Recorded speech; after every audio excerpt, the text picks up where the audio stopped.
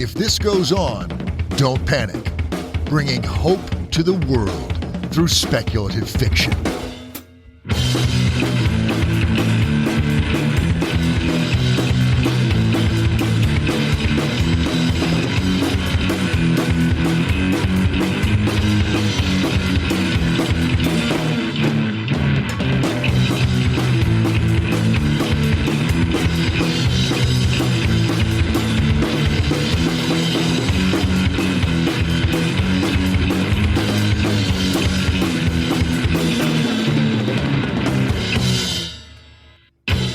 Hello and welcome to If This Goes On, Don't Panic. Today we have author Jamie Lackey.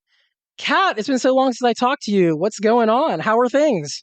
Things are amazing. I'm working on a new book, and I have 2 6-month-old kittens and all sorts of cool shit coming up for 2024. How about with you? Yeah. Oh gosh. So I've got a new job since we talked last. My wife has a new job. Is it a good job? Can you tell us what it is? Like lion tamer, archaeologist? No, nothing so fun. Nothing so fun. I wish. Same old thing, different company. All right. Yeah, slightly higher on the food chain, but not enough that anybody really would care. So, when you work in these giant organizations, as I know you have done in yourself in the past, Oh God, yeah. it's like, oh, you're a what? Yeah. Whatever. A manager, what? That makes you nothing. Oh God. Well, I want to ask you about the new book, first of all. Like, what's going on with the new book? How's that going? What's the name? So I am working on a fantasy novel. The title is Sahala.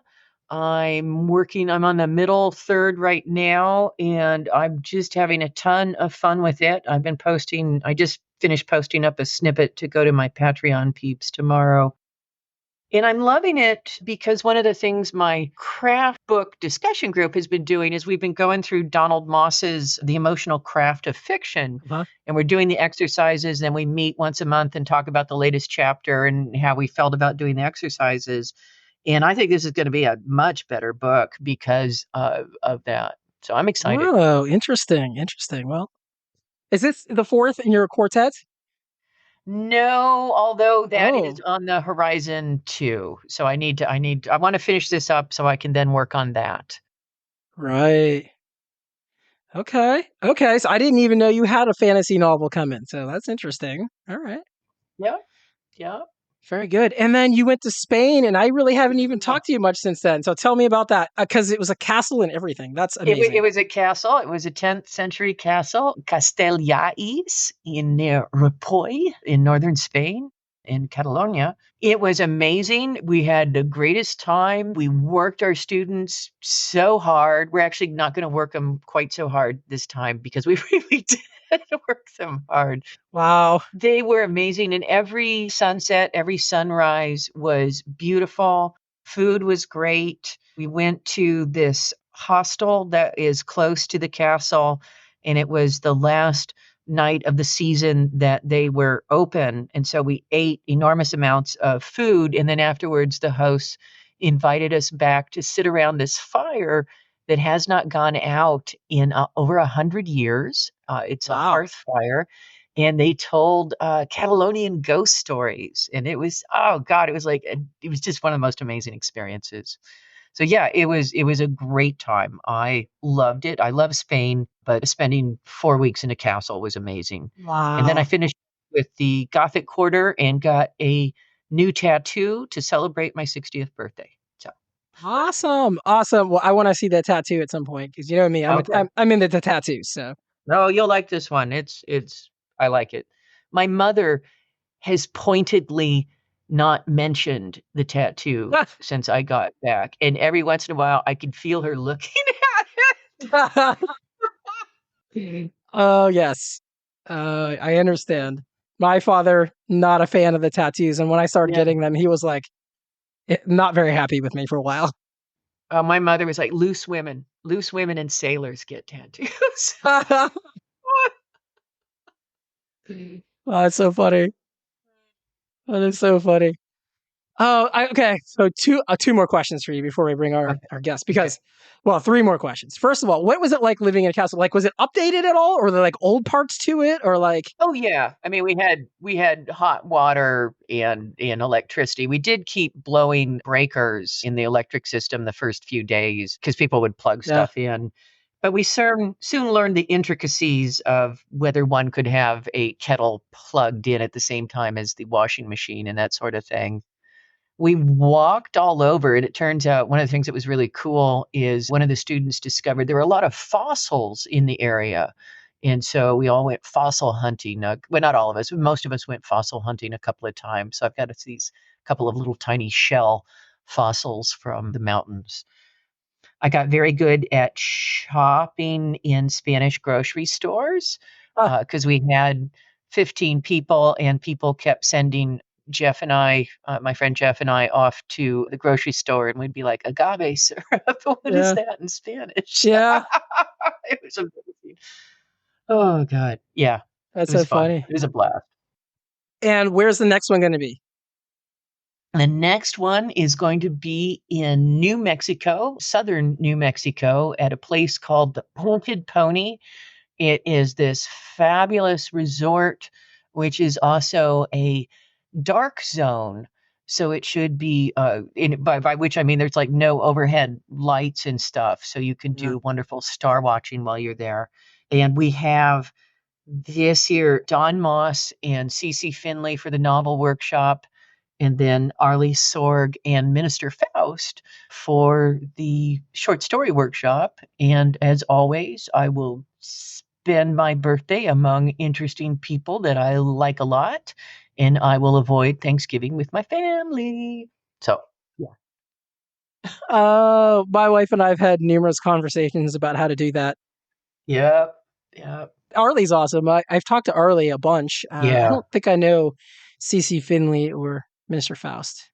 Well, we should definitely have Arlie on, but Malcolm would be just amazing to have because he teaches for me, and he is, as Jamie has also taught for me, but he is a terrific, just amazing teacher. He comes with these little PowerPoints and works his way through them, and is just one of the best teachers. I love him. Awesome. Yeah. He can talk comic books. Oh, there we go. Then we have to invite Zigzag back on the talk comic books with you and him. I think we should do that. I have one more very, very important question to ask you, though, before we go on. And that is, what are the names of the new kittens? Their names are, drumroll please, their names are Bruce and Clark, for Bruce Wayne and Clark Kent. And I am seriously thinking about, at some point, if I sell this novel, I'm going to get another kitten and name her Diana. And then I'll have Wonder Woman too. Awesome. I love it. Okay. Okay. We'll be right back. And when we come back, we will have Jamie Lackey. Okay. And we are back. Our guest today is Jamie Lackey. Jamie lives in Pittsburgh. Yes, one of my favorite cities in the U.S. Love it. With her husband and their cats, she has had over 200 short stories published in places like Beneath Ceaseless Skies, Apex Magazine, and Escape Pod. She has a novella and 2 short story collections available from Air and Nothingness Press, and she's created 5 successful crowdfunding campaigns to self-publish 2 novellas, a novelette, and 3 short story collections. In addition to writing, she spends her time reading, playing tabletop RPGs, baking, mushroom hunting, and hiking. You can find her online at www.jamielackey.com. And just so everyone knows, that's JamieLackey. All right. Welcome, Jamie. Thank you. Happy to be here. Heck yeah. We're happy to have you here. I've been wanting to get you on for so long. Well, I'm here now, I guess. So, yay. And so everybody out there in the world knows, like, I've known you, Jamie, for quite some time via the Pittsburgh sci-fi scene, I guess, if you would call it that. Yeah, the local scene. Yeah, that's right. And you and I have been the Confluence together about a bajillion times, and you've published in the local anthology Triangulation a bunch of times, and even edited it once, and we have a bunch of mutual friends. Twice, actually. Oh, that's right. Twice. Yeah. My bad. And I mean, that was just when I was like completely in charge and drunk with power. I also read submissions a whole bunch of times and co-edited once. Well, that's funny. That's funny. So if y'all are interested, check out Triangulation. Triangulation's been going on for, I don't even know what, like 30 years or something. I think it's about 20, but yeah, it's been a while. Yeah. With like only 1 year where they missed, I think, in all that time. And we have known so many people have edited it, and it's got some really good years and some really years, but we won't go into that. That is too political for me and Jamie to talk about. A lot of our listeners probably aren't aware of you. A lot of your work tends to be on the shorter side. So why don't you give us your origin story and your writerly influences, and we'll just start from there. Well, I've always wanted to be an author. Like, I started writing really awful, like, Little Mermaid fan fiction from like the animated Disney movie when I was very small. So I've just been writing for forever. I went to college for creative writing because I'm incredibly stubborn and I didn't want an English degree with a creative writing focus. I wanted a creative writing degree and I wanted an archaeology minor. And I found, I think, the only school in Pennsylvania at the time, because I had to go in state for, money purposes, that had that combination. So got a bachelor's in creative writing, and then all through college, I never finished anything. Like, I kept trying to write like novels and like epic fantasy stuff. And then I wrote like one short story my senior year of college. And then once I graduated, I wrote my first couple short stories. And I was like, oh my gosh, I really like finishing things. Finishing things is great. And since then, like my word count has just gotten shorter and shorter, because the shorter something is, the faster you can finish it, and the less middle it has. And middle's my least favorite part. Ah. So I started writing short stories, and you already mentioned Confluence and Triangulation. I wrote a short story for one of their affiliated, like they have a short story contest for new writers. And when I was a little baby new writer, I wrote a story for their theme of Fumits at the End of Time, which is a terrible theme. But I wrote a story and I got like second place, and I wrote another story and sent it into Triangulation. And I did not get in. But the editor emailed me and was like, hey, I see you're local. If you're interested, you should come to our writing group. So I started going to this writing group, and that's how I've made like all of my friends right after college. And most of them are still my friends now. So like that was huge, big influence in my life. That was the old iteration of the Write or Die writing group when we used to meet in the Monroeville Library, like literally like 15 plus years ago. It was a long time. But joined a writing group, started writing short stories, started, sending them out, getting them published. And I've just been working on that ever since. And now you're the most published person I know besides Cate. Well, it helps when they're short and you can finish a whole bunch of them. That's what is so lovable about flash fiction. You can sit down and finish it within the course of a half hour, and then you're like, look, I've got something publishable. Yep. And you get to feel like you've accomplished something. Yes. Mm-hmm. Absolutely. Jamie has taught flash fiction for the Rambo Academy as well as epistolatory fiction.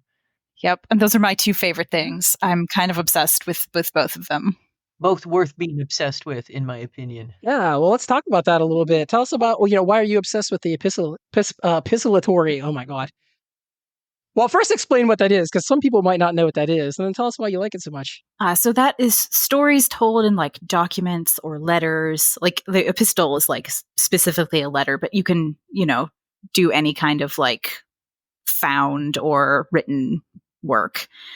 And I like it because it's sneaky, kind of, in a way. Like it's like you're looking through a keyhole at the world of the story. You've only got this one very limited point of view.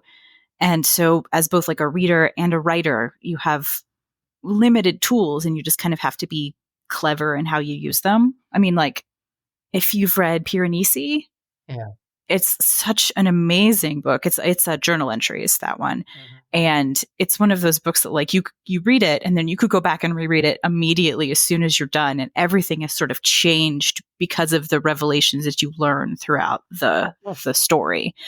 And like, I feel like that's something that epistolary fiction can do maybe better than any other kind of medium, just like let you figure puzzles out, like give people little puzzles and then let them work it out as they read. And it lets you feel clever as a reader and as a writer, but it doesn't mean you have to, but you're not writing a mystery story. So you don't need to like worry about all the mystery things like clues and, all of that stuff that I don't really ever do. So I don't have any of like any experience with. So it's like as close to mystery as I've ever done. Yeah. Interesting. I do like epistolatory stuff. I think one of the most interesting epistolatory stories I've ever read was, I think it was Radiance by Cate Valente. Is that right? Oh, love that. Yeah. Oh my gosh. I can't say I love all of her books, but that one in particular just blew my mind. Just the way like she put everything together. I think she's a genius. I just like everything I've read by her. I do like, but some more than others. I think the Refrigerator Diaries is just amazing. Yeah. So you've written so much short fiction. You must have some, like good idea. Like, what, in your opinion, makes a good short story? Kat, you probably have a lot to say about this too. I don't know if there's any one thing. Like I feel like each story has a different thing that makes it a good story, if that makes sense. Like, I mean, there's obviously things that you need, like, strong characters, like interesting plots or settings, like all of the mixing materials that are necessary for any kind of story. But I don't know if there is one like magic bullet that this is what makes it a good story. Mm. I feel like endings and beginnings, again, because I don't like middles, but endings and beginnings are both very important, because like you got to get somebody into the story and into your world, and then you want to leave them feeling like they've come to a conclusion, and that maybe, if you're lucky, sticks with them a little bit. I think that's very well said. There are a lot of people that will tell you stories have to be a particular shape, like Freytag's triangle, or that it has to have a particular number of words per character or whatever. But I think the thing people should remember is a story is yours, and it's what you make of it. Yeah. And like one of the nice things about having written so many of them is that like once you know the rules, you can just break them if you want to. Like I wrote a story that I was trying to see how little tension I could have in the story as a whole and still have it hold together as a story and not have anybody call me on it and be like, hey, this has no tension. What are you doing? That is fabulous. Could you tell us what the plot was of that story? So that was a story I wrote for the most recent triangulation call, still pending. So I don't know if it's going to be in the book or not, but it's about a cat cafe on a spaceship. The main character gets a spaceship and cats start showing up, and she decides to open a cat cafe. Huh? That sounds adorable. That is what I was going for. I was going for like a warm hug and a story. That's it. Cozy science fiction is a thing. Cozy sci-fi, cozy fantasy. No cozy horror, I don't think. I don't know. Have you seen any? Yet? I feel like it is a thing, but I haven't actually read any. I've heard arguments that T. Kingfisher would be cozy horror. I could see that. I could see her horror being kind of cozy. Like Thornhenge has some really dark stuff, but it's also very cozy. Yeah. Yeah. Yes, she's maybe my favorite. I love her. Yeah. I have not read any of her work yet. Shh. Oh my gosh. Don't tell anybody. You're like my brother the other day said to me, well, I've never read any Terry Pratchett. What should I start with? And I was like, oh my God. Well, I have read Terry Pratchett, thankfully, so I can't, no one can get me that. I mean, it is kind of nice when you have somebody new to something that you're passionate about and they're like, where should I start? Because I have a couple friends who have recently been like, Jamie, I want to watch Sudio Ghibli movies. And I'm like, yes. Good stuff. Yeah. Come to my house. I have them all on Blu-ray. Well, I'm curious, what do you recommend they start with then? So I have two different friends and we started them with different things. Oh. So we started one with Castle in the Sky. Mm-hmm. Okay. And we started the other with the like more traditional actual first movie, Nausicaa. Mm-hmm. Oh, okay. I've not seen either of those ones. I have seen. I can't pronounce the name of the studio. I have seen movies from that studio, but I have not seen those ones. Well, those are both. I mean, they're all good. Like they are. There's not a bad one to start with. I don't think. Whisper of the Heart is my favorite, but I don't know if that's the best starting place. But that's the one that like speaks to my soul. Like there's a point in it where the main character is talking about writing because the main character is a beginning writer. That's sort of her journey through the movie. And this old man that she's befriended shows her this geode and is talking about how your stories are like gemstones inside of you and you like have to get them and polish them and make them good. And she has this moment where she's just like, but what if I don't have any precious stones? What if I'm just a rock? And I'm like, oh no. Oh no, get out of my head. I feel so seen. Right. And there's a part where she makes the same old man read her novel after she's finished it, and she just kind of like sits out in the cold, like looking down at the view while she waits for him to read it. And I'm like, stop staring at me, story, please. I can't. So I love it so much. It's like, top 3 favorite movies of all time. All right, cool. I guess I'll have to check those ones out. Gosh, I'm trying to think of the ones I've seen. I've seen mostly the more like kid-oriented ones because of my kids, So like Ponyo and Arrietty, maybe. Yep. I don't think I've seen Arrietty. Ponyo. I don't know how to pronounce it. Totoro or Totoro? Yeah. Totoro. Yeah. Okay, I've seen that one. I've seen Spirited Away. Okay. Spirited Away is great. Away. Yeah, we've seen. We just watched the live action Spirited Away, and the staging of it is so amazing. Oh, interesting. It was incredible. Like they do things with puppets, and like it was so cool. I would definitely recommend checking that out if you haven't seen it. I'll have to look for that. I have not. See, we watched Howl's Moving Castle. That is a good one. Yeah. I'm trying to think of what the other one was, but this has got me my thinking sidetracked. Has anyone tried to watch the live action Avatar yet? I watched the first 2 episodes. We haven't gotten any further than that. I'm really trying not to just look at every single change and be grumpy about it. I'm trying to give it a chance. Yes. And finding it harder than I probably should be, but I have to remember it's a new thing. It's different. It's not awful. Like I am enjoying it. It's not awful. It isn't. Like I never even tried to watch the movie because I heard it was so bad. Yeah. Kat, have you tried to watch it yet? I gotta confess. Uh-oh. Airbender and Avatar stuff came out after, and I must have been at a time in my life where I wasn't consuming a lot of geeky media, and so I have not watched the original. And I have not watched any of the new stuff either. Okay. I thought you were going to say something bad, like I don't like Avatar Airbender, or. No, I'm sure.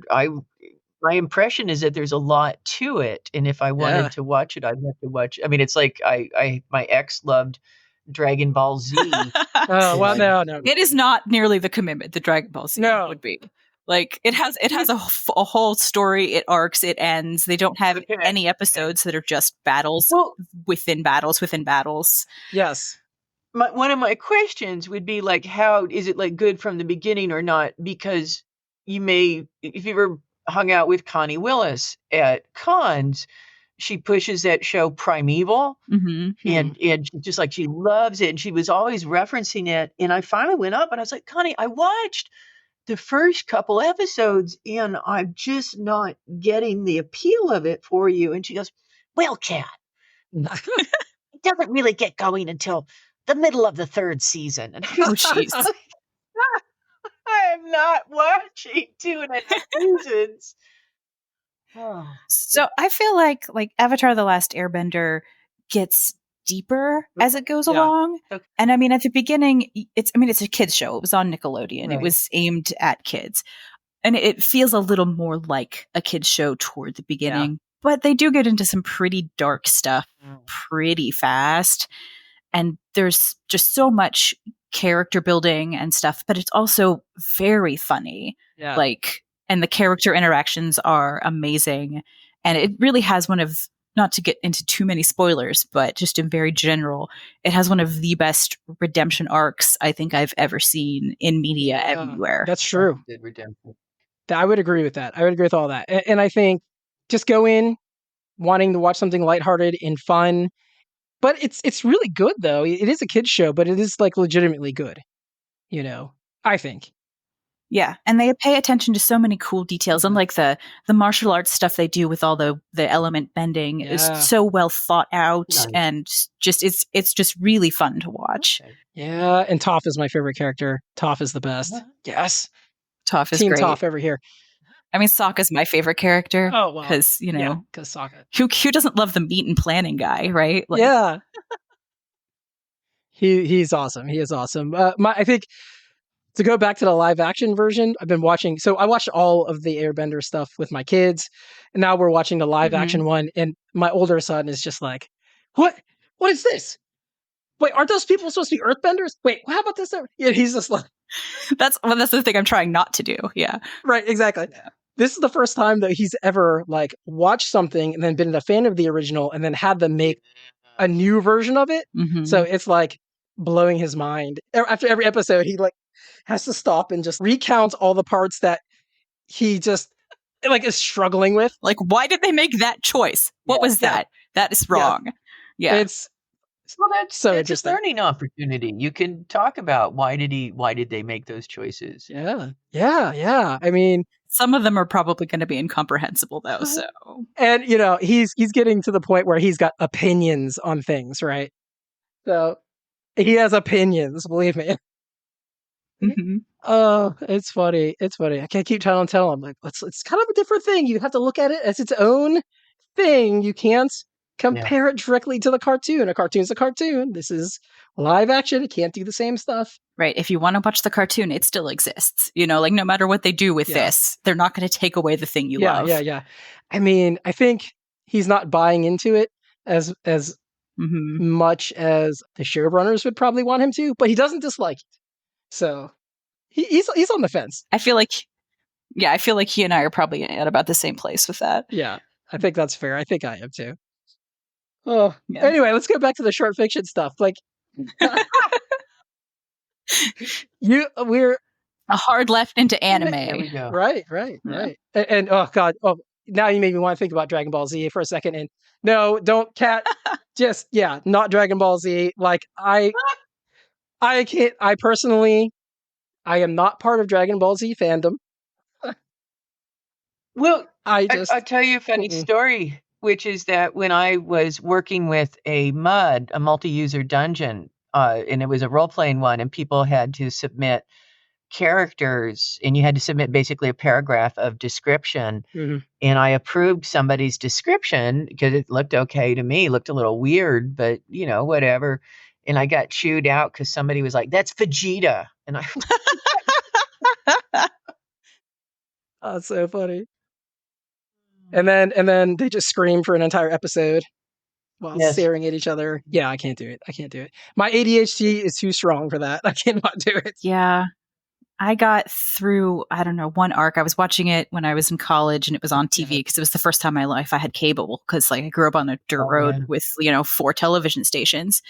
And so this was my first chance to like watch things on TV. And I got through one of the arcs with one of the bad guys and they kept almost beating him and then he kept evolving. And I was like, I'm tired of this. I hate this. I hated that villain.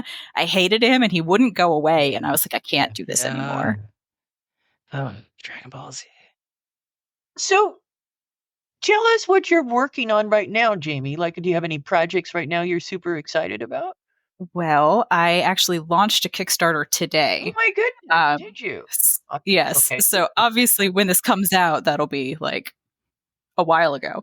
But I wrote a Pride and Prejudice retelling with witches. Oh, I did see that. Okay. Yeah. So essentially Mrs. Bennet trades Lizzie and Mary to a witch to make Lydia a boy. Oh God. And the story kind of goes from there.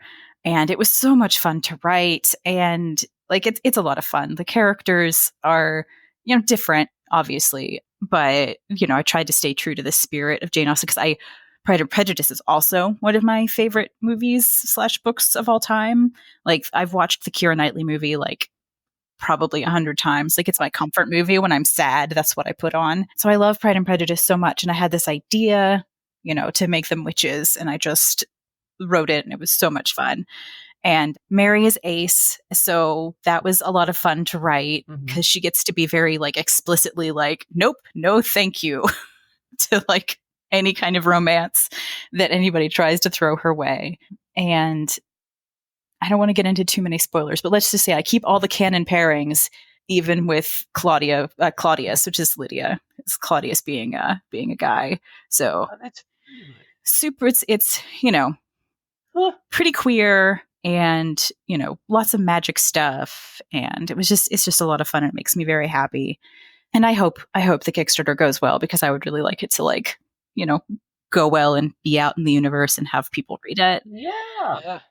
Writing wise, at the moment, I'm writing a short story kind of inspired by the reading I've been doing lately. I've been reading Caitlin Doherty's, I don't know, I think that's how you say her name, books. She does The Order of the Good Death on YouTube. And so she has 3, I think, books. I don't know if she has more. 3 books that I've read now.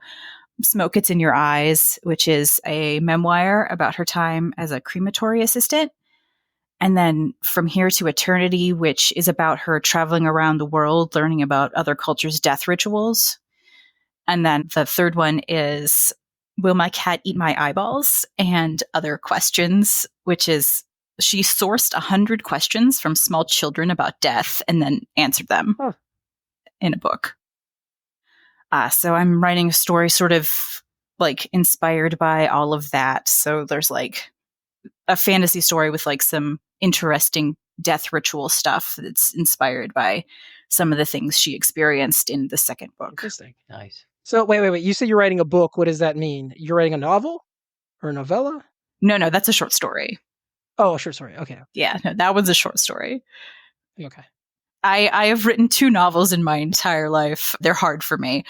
So I would like to write more of them, but like I said, they're hard for me. And I don't have as much time to devote to writing as I'd like. Yeah. So I mostly do the short stories, though, I do have a couple novellas and novelettes that I'd like to work on as well. Yeah. I mean, I like your short stories and I like your novellas. One of my favorite things that you did, we were talking about cozy stuff before, was God of the Forest God or God of the Forest? Forest God. Forest God. Yeah, the Forest God. Yeah, that's probably my favorite of my stuff too. Don't tell the other stories, but that one's my favorite. She has a favorite child. I do. I really love that one. I and I recommend that one all the time. And I recommend again to all of our listeners to go and check that out. Yeah. You also mentioned an ace character. Would you like to talk about that? Sure. You're one of the few writers that I know that has like openly spoken about having ace characters and being ace. I mean, I am so and being and I'm sorry, yeah. yes, and identifying as ace in this much more diverse science fiction world we live in, which I realize has a ways to go. I still don't see a ton of ace characters. Can you first of all tell our audience what ace is in case they don't know, and then maybe like talk about why it's important for you to see ace characters and that sort of thing? So I actually looked up the specific definition for you to make sure that I got it right. So asexuality is a lack of sexual attraction to others, low or absent desire for sexual activity. And I actually had never heard the term before.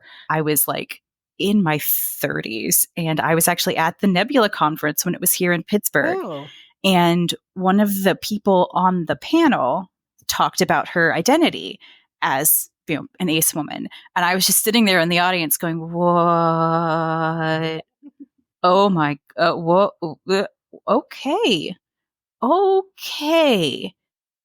Wow. And it just was so revelatory, like because I've always felt, a little weird, a little broken, a little, not alone, a little alone with that, because, everybody likes sex, right?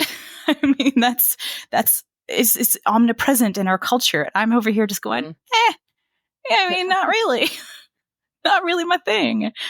Oh, something's wrong with me. And it was just such a amazing moment to just hear somebody else say, no, other people feel this way too.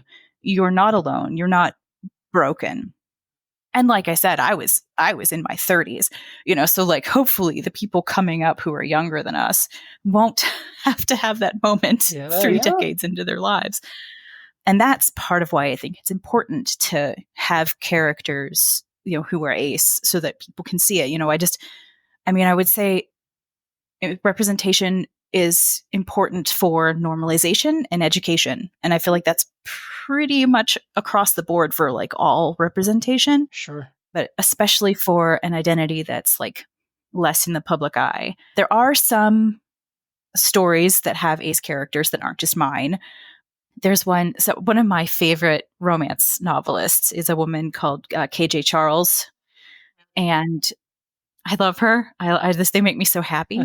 And she has an ace romance novelette that I read, and I was just so delighted by it. It's called The Ratcatcher's Daughter. So that was just a lot of fun, and like, again, very validating, makes you feel seen.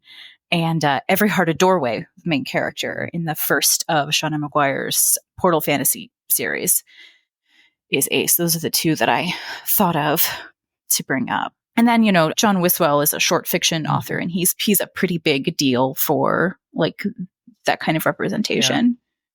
Yeah.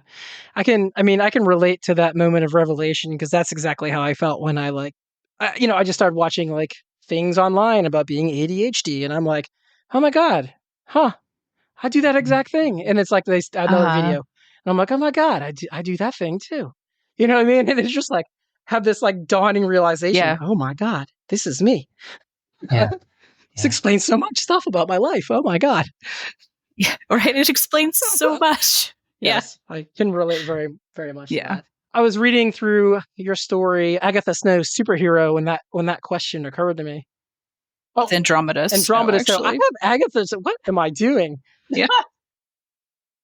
It's okay. Agatha's a cool name too. Whatever. No, that was me typing like at 9:00 after the kids went to bed, and my brain is like, you should really do something else. Go and relax, Alan, because you're done for. But yeah, that's what made me think of it, and also a very cool story, and one that you Kickstartered. So let's talk about Kickstarter a bit. You, as you mentioned earlier, are doing Kickstarter again, and how do you feel about using Kickstarter to put your work out there? Obviously you've had some success with it. Do you feel like it's worth the work? Do you feel like it's a realistic way for people to publish things? Like, just how do you feel about it? Obviously I've done it a bunch of times, so obviously I like it. For me, I have very supportive friends and family, and a handful of very supportive fans who, are willing to like help me make books into a reality. I do feel like it's not something you should do like right out of the gate before you've like, built up sort of some experience. You want to, be able to believe in the stuff you're doing. And like, I would love to be traditionally published. I feel like that would be great, but I hate the agent search process with like the fire of 1,000 suns. Like I can submit short stories and get rejected all day. Like, that's not a big deal. But with agents, you send out your requests, and most of the time they just don't get back to you. And the whole thing it just is, I find it soul crushing in a way that I just don't with short fiction. And so anytime I've tried to find an agent, I have half-assed it, like critically. And, that's kind of an important first step to getting traditionally published. But at the same time, I believe in the things that I'm writing, I think they're good enough, and, whether or not they would be successful commercially if they were traditionally published. I mean, I don't know, because that's never Yeah. been what's happened. Like my first novel came out with a small press, and I didn't have a bad experience with them, but I didn't have a great experience with them either. Like when the book was first coming out, pretty much everything that could have gotten messed up was messed up. The cover had printing errors, the first batch of books. The publisher wanted to wait until we got the publisher's weekly review before we started promoting it. Oh, God. And then the publisher's weekly review was bad. Like, clearly this guy didn't like fantasy novels, and especially didn't like fantasy girly novels with magic horses. And I mean, it just wasn't his thing, and that's fine, but he hated it like a lot. And then the publisher asked me to come to Worldcon that year and, promote the book. And I said, yes, of course, I will do that. And then we're a week out, and he's like, it's too bad you're not coming. And I was like, wait, what? And then I still went, and he had 3 copies of my book, which I sold, but, everything just went so badly with that. And then the other small press that I've worked with is wonderful. He's a local publisher named, Air and Nothingness Press. And that experience has been much better, but he's still, he does small print runs. He doesn't usually do ebooks. He does ebooks for me because I want him to. And, he and I are friends. And so on top of everything else, he, wants me to have ebooks since I want them. But, with that limit of a distribution, that makes things, difficult to be successful. Like The Forest God. I think it's the best thing I've ever written. Not many people have read it. There are only 100 physical copies, and it's sold out. You can get the ebook on Amazon, but, it's not the same as being able to be in bookstores. I mean, being on Amazon, everybody's on Amazon. There's 7,000 books in every category on Amazon. So, I turned to Kickstarter to try to make a little money on my longer stuff and my short story collections, because, I love short story collections, but they're not super in demand commercially. Right. So I was like, hey, friends, family, small group of fans, here's a possibility to back this and make it a reality. Please help. And people have done so, though the experience of getting people to actually get off their butts and back your Kickstarter is, it's just the worst. You just have to nag people. And, there's this balance you have to maintain between nagging people who actually want to back it and, just haven't yet because people are the worst. Or because you don't want to pressure people to back it who don't want to, if they're not interested, you don't want to be that person. You don't want to be salesy and terrible all the time, but you do have to just be screaming about it all the time while it's happening, because otherwise people don't know about it, because everybody's busy. Facebook doesn't share links. Twitter is dying, you just have to really work to get the word out at all. And then even the people who are going to back it are like, oh yeah, I'll do it later when I sit down at my computer, or, whatever. And so you just have to be really persistent, and in a way that's, I don't think, natural or fun for anybody. Yeah. But I've sort of come to a place of peace with it, having done it this many times. I just keep telling myself, if they don't want to back it, they don't have to back it, but they have to know about it in order to back it. Yeah. I can definitely understand the frustrations with crowdsourcing and all that sort of a thing. Cate's probably going to laugh. I go so back and forth on it. Sometimes I'm like, yeah, let's really push it. And then sometimes I'm just, I just couldn't care. I just don't have the stamina, the mental fortitude to just grind at it. You know what I mean? Like some people do. Cate, what's your, have you ever thought about crowdsourcing anything, or, what are your opinions on that? I think Jamie is absolutely right that you have to have something of a platform before you start, or else a project that is so juicy and interesting that it generates a lot of buzz. Yeah. But I think more and more, it's certainly for anthologies, it seems to have become one of the more viable ways to do anthologies, because publishers won't do anthologies, most of them, because they're like, that makes no money. And but whereas with Kickstarter or other crowdfunding, you can do it. But the other thing is, yeah, you got to market, and you can't just count on the publisher's infrastructure to sell the book. It's a whole new game as far as marketing and being on social media, and it's a lot of work that could be writing time. Yeah. That could be writing time.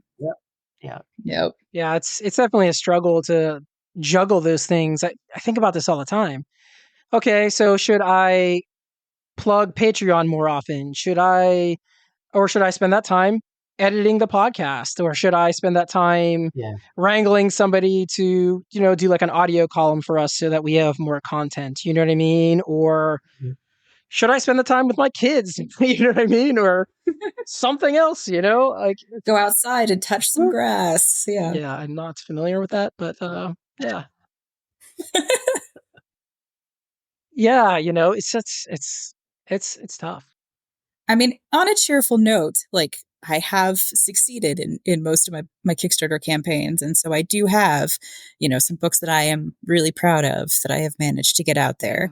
I am very proud of the books that I have managed to like self-publish through Kickstarter, and they're a lot of fun, and they're all pretty quirky. Like there's the superhero novella, there's my Romeo and Juliet body swap comedy retelling, stuff that I think is worth having out there. And you're a writer worth reading. So, everyone go and find some of Jamie's stuff. I'm going to say this the entire episode all the way through. So just go and do it. Jamie, I probably don't name drop any other author as much as I name drop you. Really. I'm serious. Well, that's good to know. Somebody needs to be name dropping me. Oh, God. Yeah. So like, maybe we should veer into some writing tips. What some writing tips do you have for short fiction? I mean, you pump out an amazing amount of stories, just like Cate. Like what are some tips for writing these things so quickly and continuing to be so productive? And an additional question, authors will often say, I have no problem with ideas, but you and Cate, I might add, are kind of like on the extreme side of this, where you've published so many stories, but you still have more ideas. Like how do you keep those coming as well? I mean, I think the key to ideas is just being curious, like letting the world inspire you, read lots of stuff, go outside, travel, look at the trees and the birds. And, I mean, inspiration is everywhere as long as you're, open to it. And so I guess my advice there would just be open to it. Other writing advice, write flash fiction because you can finish it faster. And also I would just like flash fiction to get more respect than it does. It doesn't get as much as I feel like it maybe should. Join a writing group. Writing groups are incredibly helpful. And try to find a writing group where you like and respect both the people in the group and the stuff that they write. Because if you're in a writing group and you're like, I'm the best one here, then maybe that's not the writing group for you. Right. And then as for submitting tips, I think the most important thing for my longevity with being able to submit and not like take things personally and just, not get weird about rejection is you just have to let go of any sense of entitlement. Like people will complain about getting fast rejections. Be like, oh, they didn't even read it. I mean, yeah, cool. They don't have to. They can reject you without reading a single word if that's what they want to do. I mean, I don't know why a market would do that, but they can. Like I feel like in short fiction, if I send a submission, I am entitled to a response. And that is all they owe me. They don't, like if they know 3 words into a story that this isn't going to be something they want to publish, then stop wasting everybody's time and just reject it. Like a response is literally the only thing I feel like I'm entitled to when I submit a story. And I feel like that mindset really helps. It makes me better able to be grateful when I do get considered rejections where it's clear they thought about it and just, it just doesn't work for them or for their project or whatever. And, when I do get acceptances, I can be like a little more excited because I wasn't anticipating an acceptance, So I feel like that is very big. And it's something that I don't know, especially new writers, like that you kind of just have to grow into that, because people get so mad about, fast rejections or so mad about this is going to be the biggest thing ever and you're going to be so sorry that you didn't take it. Calm down, kid, it's fine. I want to add that not only have you published all these stories, but you've read for some magazines as well, including Clark's World, right? Yeah. It was a long time ago. It was pretty early in the days of Clark's World, but I read submissions there for, I think, 3 years. So you know what you're talking about. Well, I read a lot of slush. I don't know. I don't know how much expert that makes me, but yes, I did read a lot of slush. I mean, that's more expertise than I have. I've read 0 slush, so you got to jump on me. It's, it's kind of fun. And it's the feeling of finding a good story in the submission queue it's just magical. Yeah. What did you look for when you were reading slush? I mean, honestly, for Clark's World, I was looking for a reason to reject it because it's Clark's World. And, the whole time I was there, they only took a handful of the stories that I pushed up the ladder. When I was reading submissions for triangulation, it was more about does this fit the theme? Is this speculative? If people are sending non-speculative stories, just instant boot. But again, just like there's no one thing that makes a good story. There was no one thing that was this is the thing that would get me excited. Though, as an editor, I do like flash fiction and I do like epistolary stories. So that was a cheat code, I think, for me a little bit when I was in charge.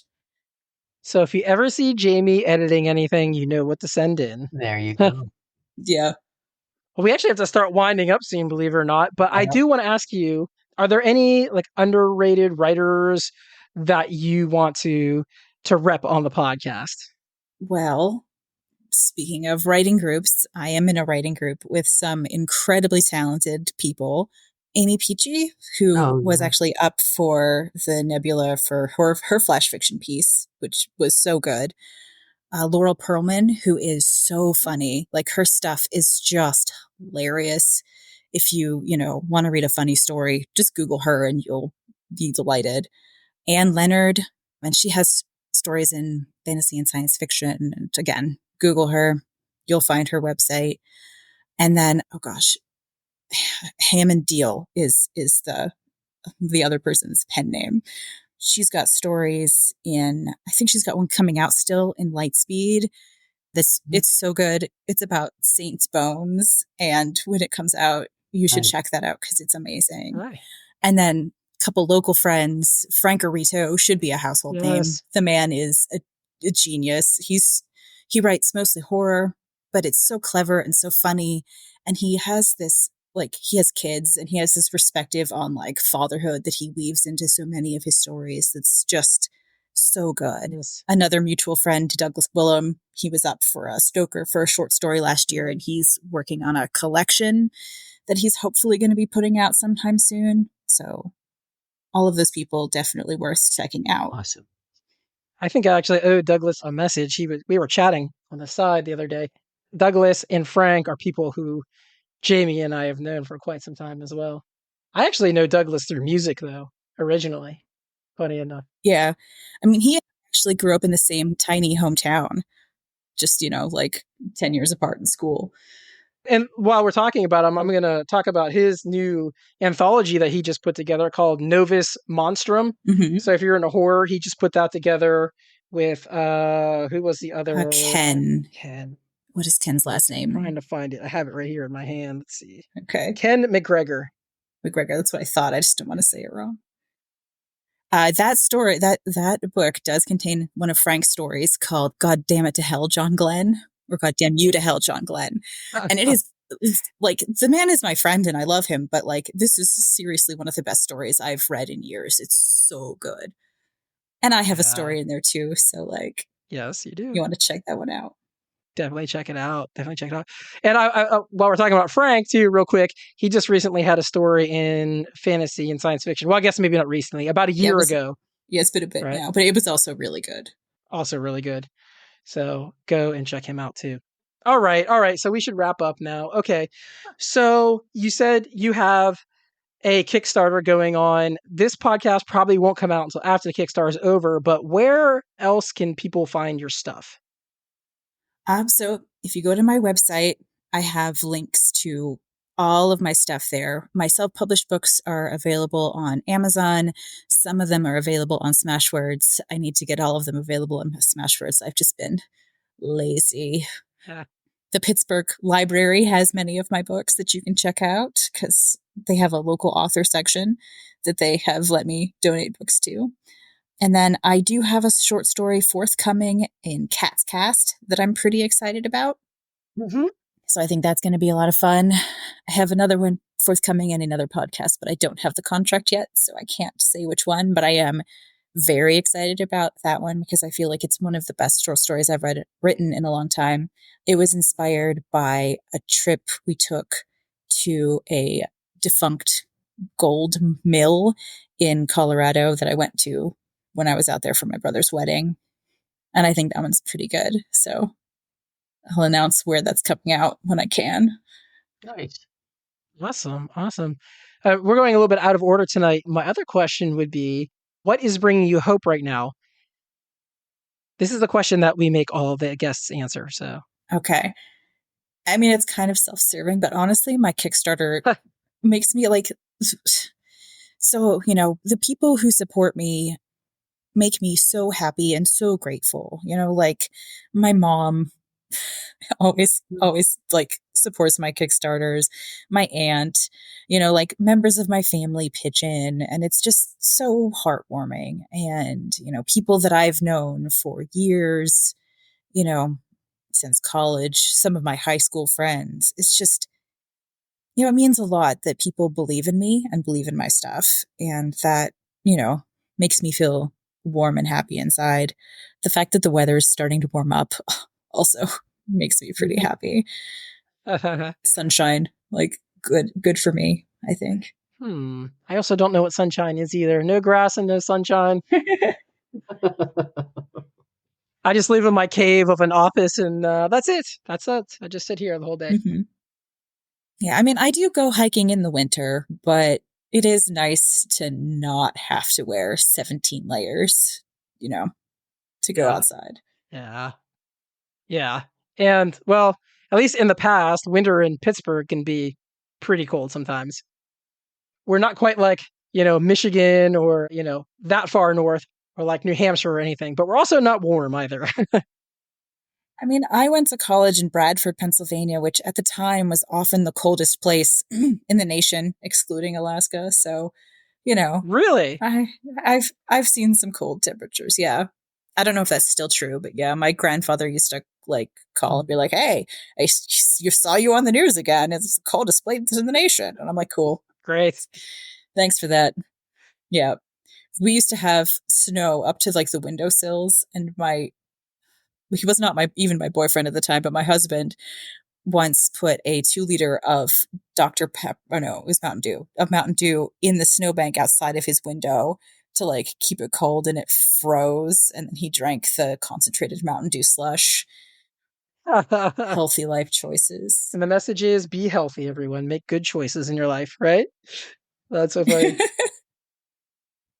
That's great. Go outside, touch some grass. The crocuses are up. That makes me pretty hopeful. My crocuses and my snowdrops. Get some vitamin D from the sun, Mm-hmm. Yeah, good stuff. And where can folks find you on the web? So my website is jamielackey.com. I am on Twitter. I think I'm still at Anya Selena, which is an old story. And then I'm on Blue Sky under Jamie Lackey, and I'm on Facebook. Like, I have a Facebook fan page for Jamie Lackey. You could find it and follow me there. Awesome. Awesome. Thanks so much for coming on. I really appreciate it. Yeah. Thank you. Yeah, thank you for having me. This is my first ever podcast interview, and you guys were so nice. So I really appreciate it. That's awesome. That's awesome. Like, I'm happy that we're the first ones to ever have you on. I feel like we should celebrate that or something. Well, I'm open to cake. So all right, let's see. We all are. Yes, definitely.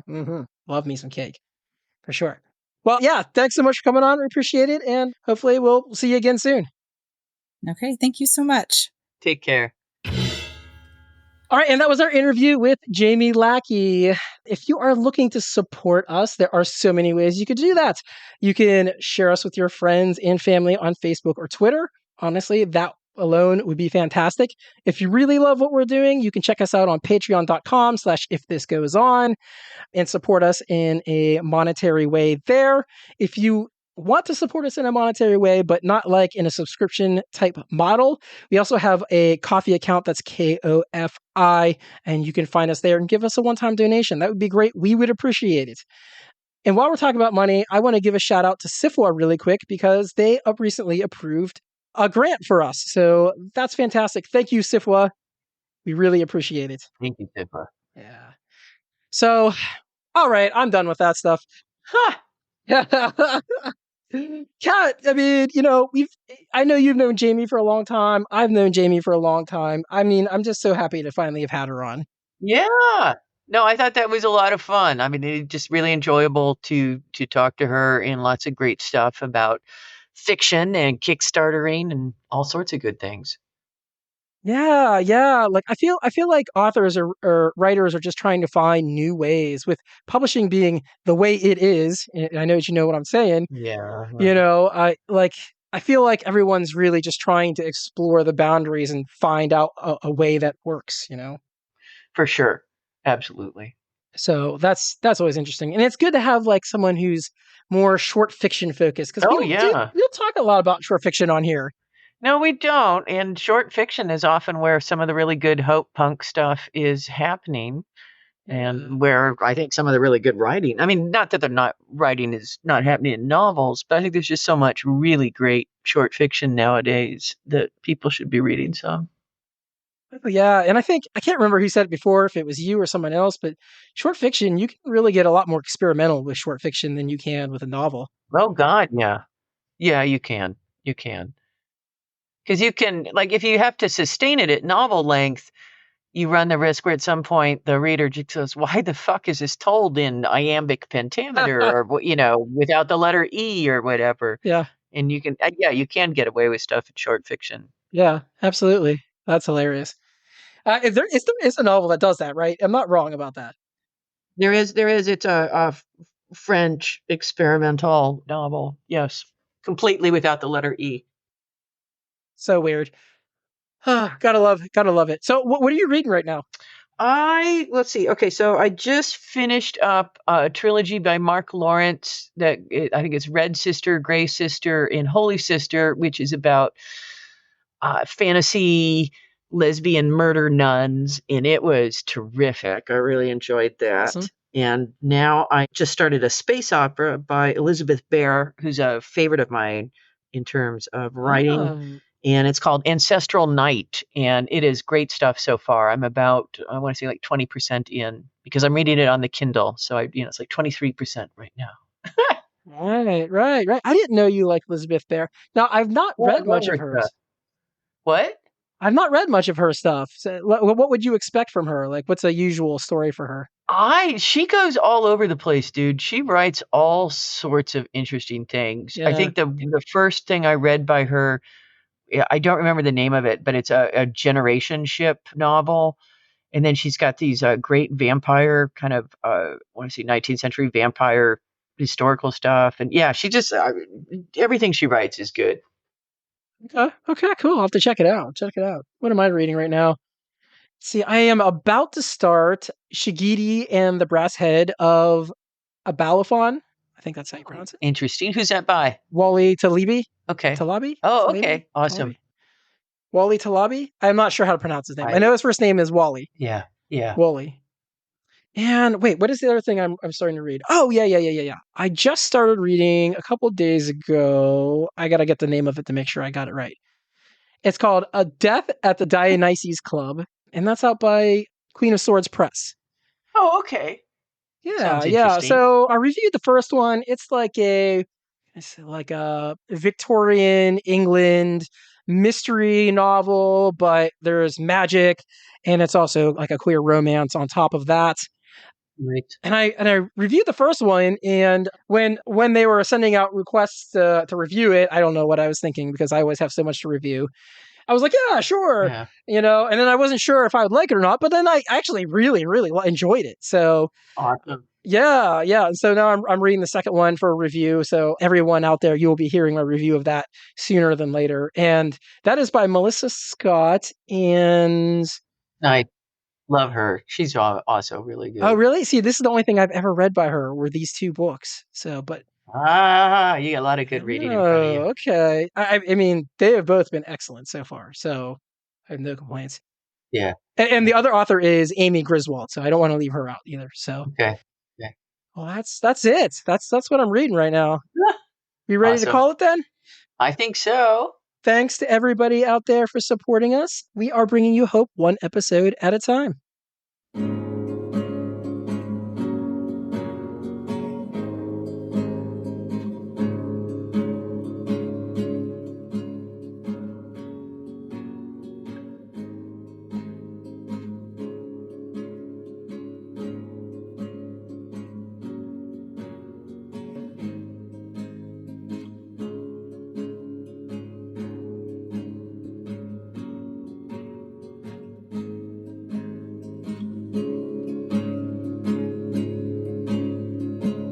I believe in unicorns interplanetary flight.